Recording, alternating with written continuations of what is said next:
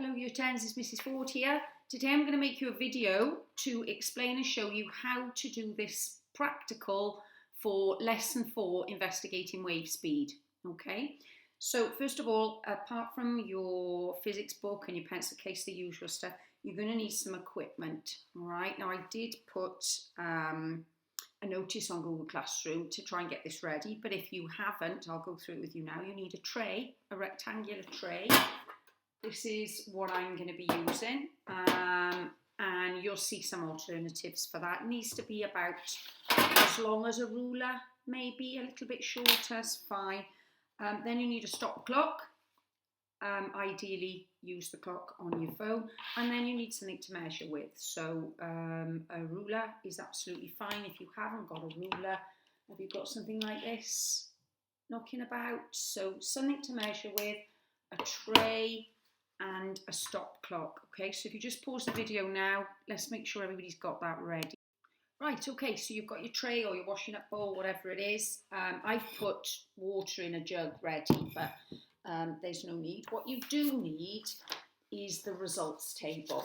Okay, so if you've got, if you can print it, that's great. It's not vital at all. All you need to do is just copy the table off the assignment sheet into your book. All right, it's quite a complicated table. Take your time, pause the video. Okay, so you've got your table drawn. What we're going to do now then is we're going to work through this method. These are the instructions to the experiment.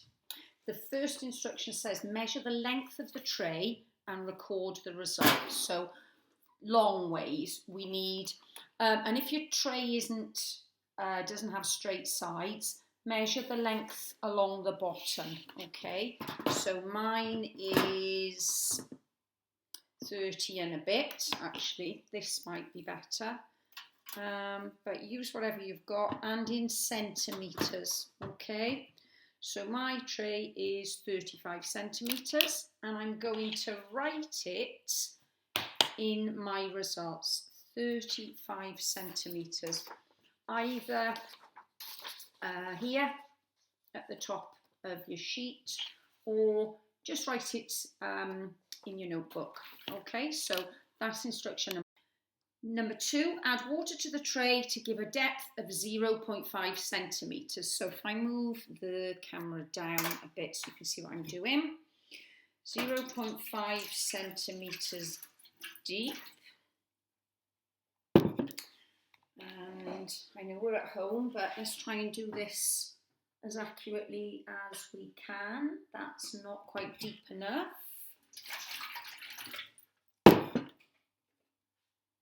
Okay, 0.5 centimetres deep. Okay, so let's turn the tray around as well so that you can see what's happening. Instruction number 3 says lift the end of the tray up a few centimetres and place it back down. Start the stopwatch when the wave hits the end of the tray. Now watch what happens. I lift it up, pop it back down. See the movement of the wave? So when the wave hits the end of the tray with me, you start the clock.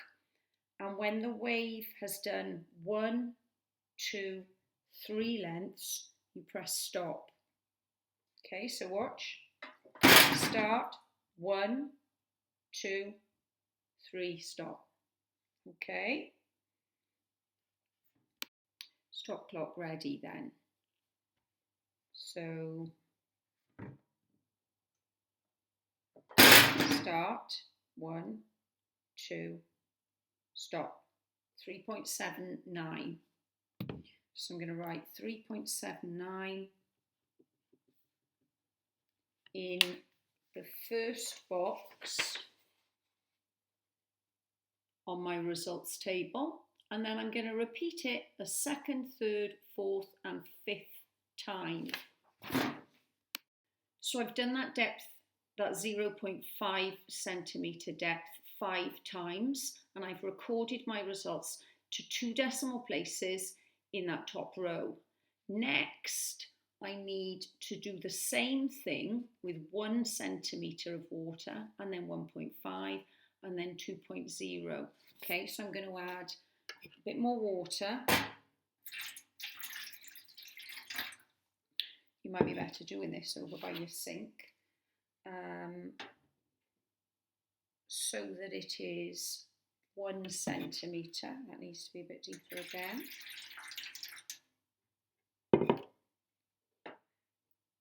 There you go, 1 centimetre. Exactly the same thing again. Your timing, I'll just get my stop clock up.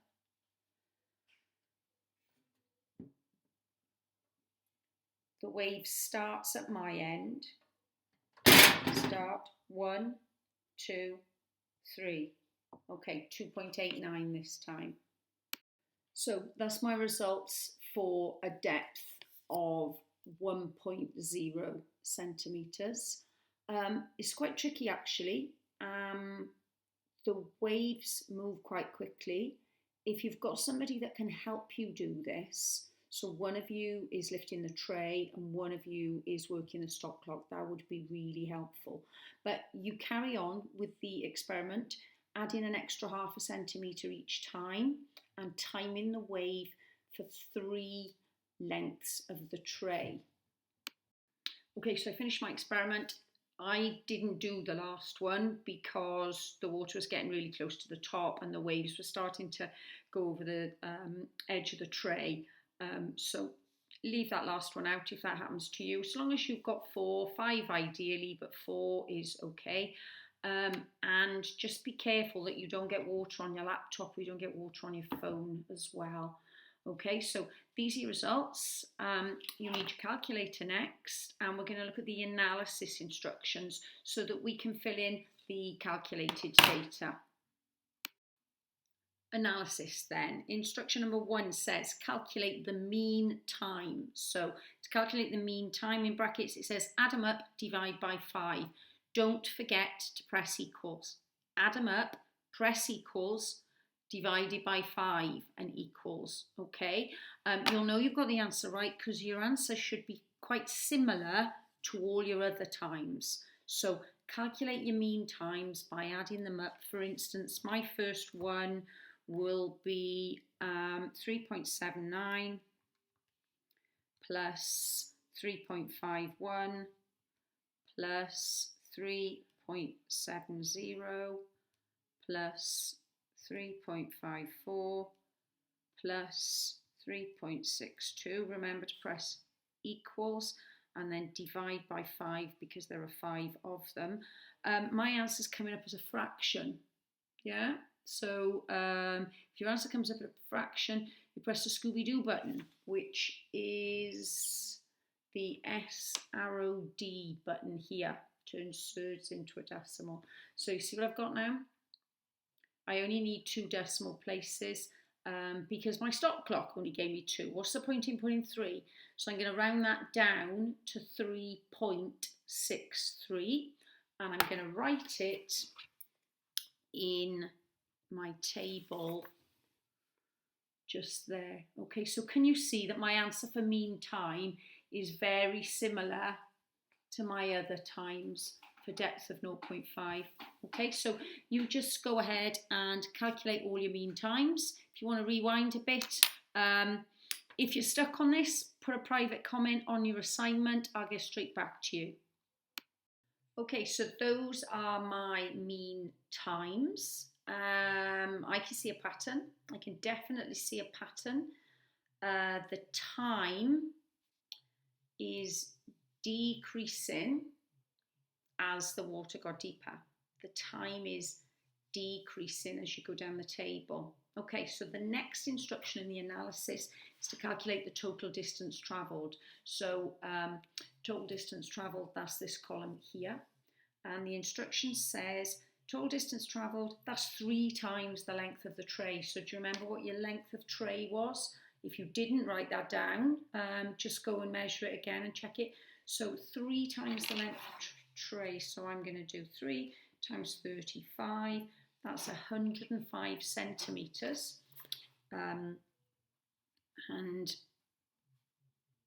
I'm writing it all the way down the column because all the waves travelled 105 centimetres. Okay, so that's the second instruction.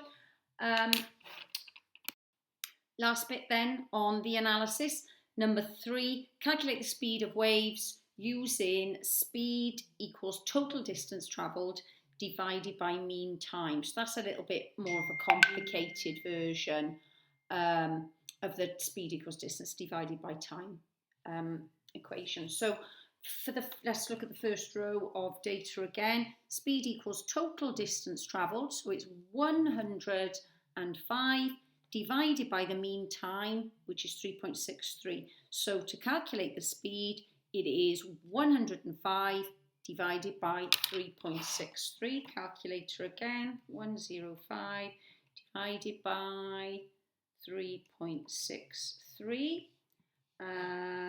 And once again, my calculator gives me several decimal places. Let's just round it to 1 this time, because we're going to be using this data for a graph next lesson. So I'm going to round that to 28.9, 28.9, and that goes in that final box there, that final column. And I want you to do the same going down, calculating all your speeds. So again, pause and carry out that step. So there you go, that's it, last step. You now have all your data for the speeds and how the speed changes with depth. Now, these look like quite good results.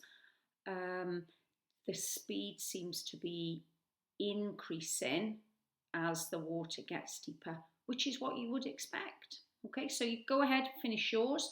Once you've done this, the last thing I want you to do is to copy these rough results up in BEST on your Google Doc. So I've created a document for everybody on this assignment. You don't need to take a copy, you don't need to share it with me. Google Classroom does that automatically. So you just type all that data up into your Google Doc and then hand it in, all right? If you can add any photos or videos of you doing your experiment as well, that would be brilliant. I would love to see them. Thanks everyone. Stay safe.